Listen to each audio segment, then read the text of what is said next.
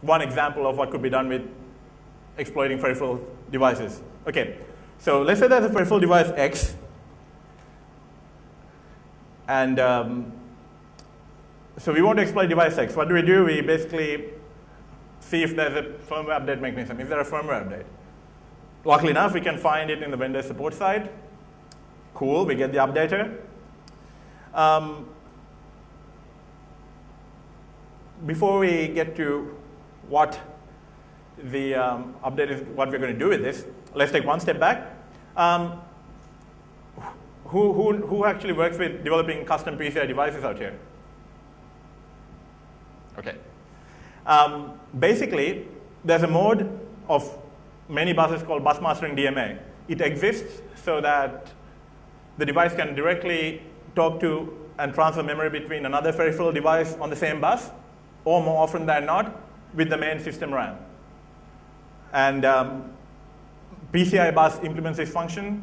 There's a lot of devices that implement this function, so you don't need the CPU to program a DMA transfer in there. The device can initiate a DMA transfer by itself. I don't know if you guys are familiar with the FireWire stuff where you could do a device initiate DMA transfer. So the FireWire specification allowed it, but the actual chipset, at the chipset level, the FireWire chipset sitting on the PCI bus would do the same thing. So okay.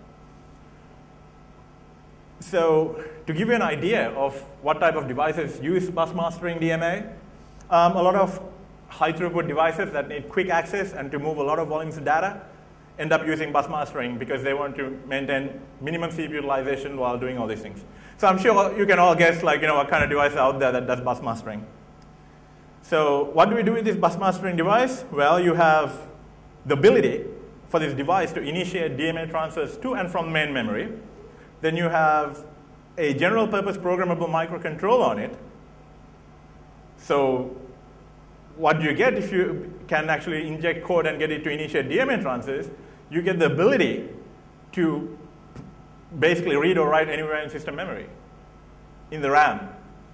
And the RAM factor is quite interesting because when you're writing to RAM, basically none of the MMU features that are meant to protect you from a privilege level scenario applies to you because you're writing directly to the RAM. If the RAM is page in, you can write to it or read from it. So let's take a look at this particular updater. It was packed with ASPAC, and it had encrypted firmware included as a binary resource.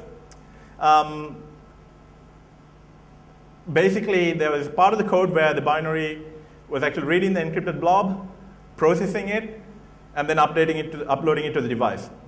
So this part was actually quite garbled. So obviously, someone thought that we really don't want people to look into this. So on top of the ASPAC, they actually garbled something, and I'm pretty sure that they had done this this existed from their DOS update or whatever. It looked like pretty old-looking code. So what do we do in this situation? I personally use Dynamics BinNavi, which actually provides very good scripting functionality. And I quickly wrote a script to basically do the same kind of thing some of the Medasm guys were doing, and I'm removing some of the garbage code. So once you do that, you can clearly see how the firmware update process works. And then what you do is you just take the firmware prior to being processed and uploaded to the device in its unencrypted form. Then you need to identify the instruction set. Sometimes easy, sometimes hard. You've got to identify the target device. Sometimes easy, sometimes hard. Once you kind of have a basic idea of what the instruction set is and where it may reside in memory, you can load it into IDER. You can do additional research, refine the memory map, figure out where things stand, analyze the key functions, figure out what everything is doing, name them, add commands, and something that is particularly important for the kind of thing that we're looking at is that if you know what type of commands that the device accepts at the bus level, that's very helpful. And there are many devices out there that actually have standardized command sets on top of vendor-specific ones. So those standardized command sets is a good place to start, like various MMCs, for example. And there might be some holes that you want to deal with that in your understanding to get where you want to get. So some of the things that I found useful is to compare different versions of the firmware and check against, cross-verify against bug fix information to figure out what they fixed, and then identify the portion of code that has changed. So you kind of know that this is where it might have been fixed. Sometimes it's easy because the code has changed only a little bit. Sometimes it's a bit harder. But generally, that helps a lot. Also, if you have different related devices, like if you know that the same chipset is used by multiple manufacturers in different devices, it kind of helps to get all the firmware and have a look at all of these things. Because some of the manufacturers implement features differently. Some enable certain features of the chipset while the others don't. So you can look at what code changed these things, and you can clearly see, like, OK, this is the code pertaining to that particular feature. And something that I really find helpful for this is a tool like bindiff, because you can port your names and comments and so on and so forth. So it saves you a lot of time, and it gives you a baseline to work with as well. It's quite quick.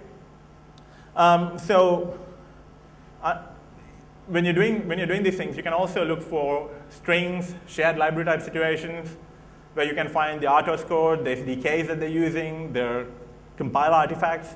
So there's a lot of stuff out there that can kind of help you orient yourself and understand what's going on in there.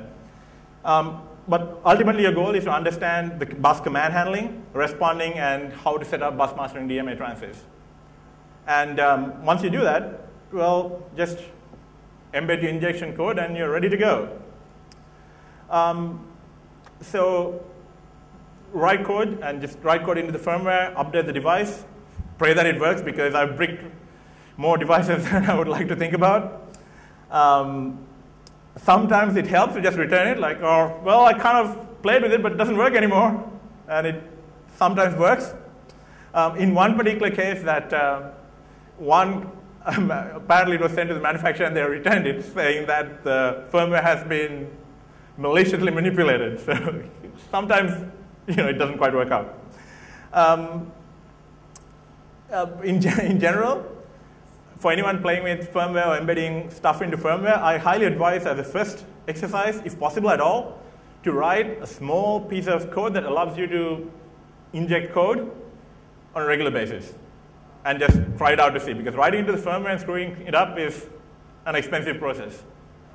So install a custom command handler that takes your code as input and executes it, and establish a channel to get the data back. I mean, for storage devices, for example, fairly easy storage. That's what they do, pass data back and forth.